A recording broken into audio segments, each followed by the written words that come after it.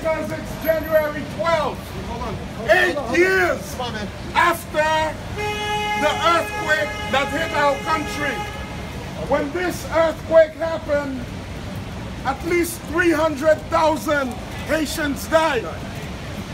And people and governments from all over the world, they came to help the Haitian people. But the Clinton Foundation, which has an office in this building, they stole billions of dollars. Billions of dollars that was meant to help the Haitian people.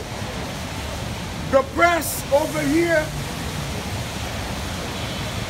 has not said anything to condemn the Clinton Foundation. And we hope that today the press will take this opportunity to ask the Clintons what happened to these billions of dollars.